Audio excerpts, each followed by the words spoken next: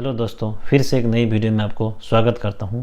भारत के construction worker Israel के concrete plant या कंक्रीट फैक्ट्री में काम करते समय उनका एक्सीडेंट होने की वजह से मृत्यु हो जाती है, तो उसके ऊपर मैंने एक वीडियो बनाया था।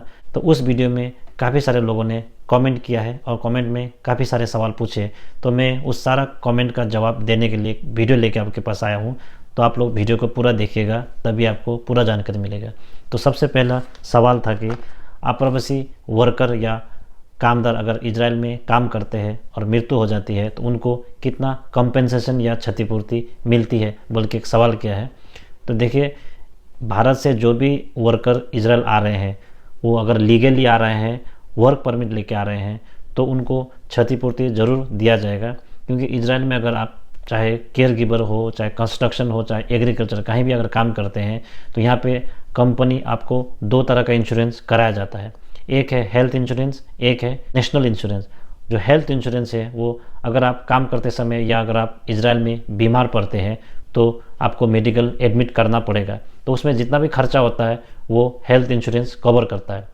और जो नेशनल इंश्योरेंस है उसका काम होता है, अगर आप काम करने के दौरान एक्सीडेंट हो जाता है, उसके वजह से चोट लगता है और अगर आपको घर में बैठना पड़ता है, रूम में बैठना पड़ता है, तो उसमें आपको एक सिक लीव का कुछ दिन आपको मिलना पड़ेगा।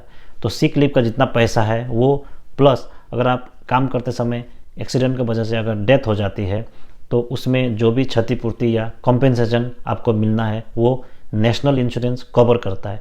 तो इसलिए जो भी अगर इंडिया से लीगली अगर इजराइल काम करने आया है और यहाँ पे काम करते दौरान कुछ भी हो जाता है तो यहाँ पे कॉम्पेंसेशन ज़रूर मिलेगा। लेकिन ये कॉम्पेंसेशन अभी कितना मिलेगा, कब मिलेगा, ये हम लोगों को पता नहीं है, लेकिन कॉम्पेंसेशन आपको ज़रूर मिलेगा। लेकिन आपको लीगली काम करना पड़ेगा। ऐसा नहीं होना चाहिए कि आप उधर से आया है टूरिस्ट वीज़ा में और यहाँ पे आप कंस्ट्रक्शन में काम कर रहा है, या कोई एग्रीकल्चर में आया है और वहाँ से आप कन्वर्ट करके कंस्ट्रक्शन में कर रहा है। तो इस तरह का होने से भी आपको कंपेंसेशन मिलने में आपको प्रॉब्लम हो सकता है। इस तरह से अगर आप लीगली काम करते हैं तो आपको कंपेंसेशन या क्षतिपूर्ति ज़रूर मिलेगा। तो उसी कमेंट के नीचे में कोई भाई साहब ने जवाब दिया है कि भारत की तरफ से जो भी अभी वर्कर आ रहे हैं उनको प्रधानमंत्री बीमा योजना की तरफ से 10 लाख का बीमा या इंश्योरेंस दे रहा है बोल के लिखा है। तो मैं आप लोगों से पूछना चाहता हूँ, जो भी अभी गवर्नमेंट के अंडर से आ रहे हैं और या प्राइवेट एजेंसी से आ रहे हैं, तो क्या आप लोगों के साथ भी कुछ इस तरह का इंश्योरेंस किया है क्या? प्रधानमंत्री बीमा योजना के तरह से कुछ इंश्योरेंस आप लोगों को किया है क्या? मैं आप लोगों से पूछना चाहता हूं, क्योंकि मुझे इसके बारे में आइडिया नहीं है। किसी ने कमेंट में जवाब दिया है 10 लाख का इंश्योरेंस किया है बोल के, तो इसीलिए मैं आपको पूछ रहा हूं। अगर आप सब लोग कमेंट करके जवाब देंगे तो मुझे भी पता चल जाएगा कि ये सही बात है। तो अगला क्वेश्चन था कि ये जो व्यक्ति, जो भारतीय वर्कर जो मृत्यु हुआ है, वो कहाँ का है बोल के सवाल किया है। तो उसमें कुछ लोगों ने जवाब भी दिया है कि वो भारत के जो बिहार राज्य के वैशाली जिले का है और महुआ गांव के निवासी है बोल के जवाब दिया है। तो इस तरह का जवाब दो लोगों ने दिया है कि वो भारत के बिहार राज्य के वैशाली जिला के महुआ के फतेहपुर पकरी गांव के रहने वाले हैं बोल के दो लोगों ने इस तरह का जवाब दिया है। तो हो सकता है वहीं का होगा। अगर आपको किसी को इसके बारे में कुछ इनका नाम अगर आपको मालूम है तो प्लीज़ आप लोग कमेंट करके जवाब ज़रूर दीजिएगा, तभी सबको जानकारी मिलेगा। उसके बाद अगला सवाल है कि अब जो इजराइल में ये जो वर्कर का डेथ हो गया है एक्सीडेंट की वजह से, क्या इसके बाद वीज़ा बंद हो जाएगा क्या? ऐसा करके कोई एक ने सवाल किया है।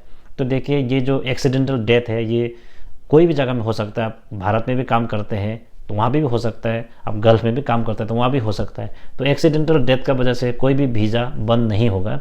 ये एक अनफॉर्चुनेट है, मतलब इसमें अभी ऐसा नहीं होना चाहिए था, लेकिन अब ध्यान नहीं देने की वजह से या अनसेफ काम करने की वजह से ऐसा हो गया।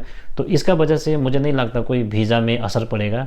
लेकिन हाँ, आप लोग जो भी वर्कर आ रहे हैं, आप लोग सभी को एक ही रिक्वेस्ट है मेरा कि आप लोग कोई भी काम हड़बड़ी में मत कीजिए, आराम से सब कुछ सेफ्टी रूल्स फॉलो करके ही काम कीजिएगा। उसके बाद जो अगला सवाल है कि अभी मत जाओ इजराइल, और जान है तो जहान है, पैसा का लालच बुरी बात है बोल के किसी ने मतलब मैसेज किया है। तो देखिए, मैं इससे पहले भी मैंने आप लोगों से बोला है, मेरा जो भी सब्सक्राइबर है, व्यूअर्स है, अगर आप इंडिया में 50,000 40,000 अगर आप कमाते हैं तो प्लीज़ आप लोग को इजराइल आने का कोई ज़रूरत नहीं है। या कोई भी जो गल्फ़ में काम कर रहा है ना, वो लोग अगर 50-60 हज़ार भी कमा रहा है ना, तो प्लीज़ आप लोग इजराइल मत आइए, क्योंकि इजराइल में रिस्क है। एक तो अटैक होता है हमास का या हिजबुल्लाह का, ये तो होता ही है। प्लस अगर कंस्ट्रक्शन का देखें, कंस्ट्रक्शन का जो एक्सीडेंट वो तो कोई भी देश में हो सकता है। तो कंस्ट्रक्शन का एक्सीडेंट में क्या है कि कंपनी का भी गलती होता है, प्लस जो वर्कर है उसका भी गलती होता है। मतलब उसका भी कुछ गलती होगा तभी जाके एक्सीडेंट होगा। कंपनी अगर गलती करता भी है तभी वर्कर अगर ध्यान दे तो गलती नहीं भी हो सकता है। क्या आप लोगों को काम स्टार्ट करने से पहले ट्रेनिंग दिया जाता है, सेफ्टी ट्रेनिंग तो दिया होगा, तो उसमें सब कुछ बताया होगा। तो इसीलिए आप लोग प्लीज़ जब भी ट्रेनिंग दें तो ध्यान से आप लोग सुने कि क्या करना है क्या नहीं करना है। आपका सेफ्टी जो है ना वो बहुत इंपॉर्टेंट है, इसीलिए आप लोग कोशिश कीजिए कि सब सेफ्टी में ही काम करें और अनसेफ काम नहीं करने का कोशिश कीजिए। तो देखिए, लालच तो बुरी बला है, लेकिन अभी आदमी पेट के लिए काम करने तो जाना पड़ेगा। अभी जो अगला सवाल है कि कंस्ट्रक्शन लाइन में अगर ओवर टाइम ना करना चाहें तो क्या ओवर टाइम ज़बरदस्ती कराया जाएगा क्या, बोल के किसी ने सवाल किया है। तो देखिए, ऐसा बात है कि आप लोगों को कंस्ट्रक्शन फील्ड में काम करने लाने से पहले आप लोगों को ऑफ़र लेटर भी दिया है।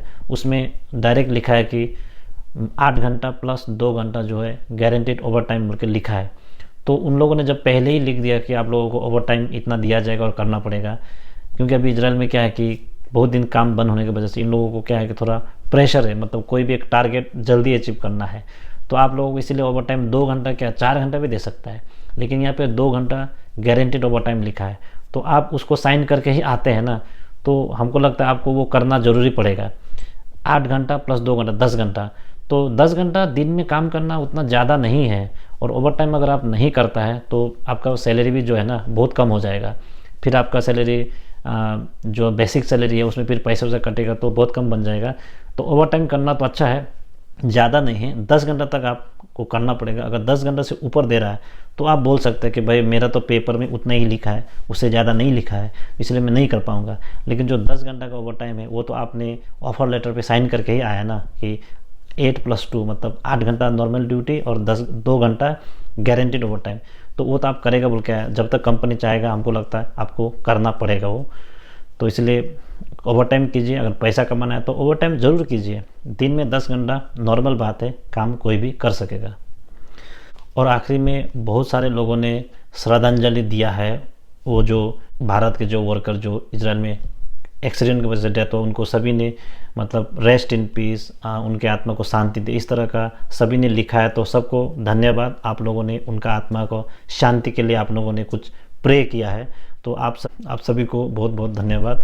तो मिलते हैं अगले वीडियो में कुछ नई अपडेट के साथ। मैंने यहाँ पे कुछ कमेंट लेके आप लोगों को जवाब देने की कोशिश किया, वैसे बहुत सारा कमेंट था, तो बाकी जो कमेंट है उसका जवाब मैं अगले वीडियो में दूंगा। आज के लिए वीडियो में इतना ही, मिलते हैं अगले वीडियो में, तब तक के लिए बाय बाय, टेक केयर।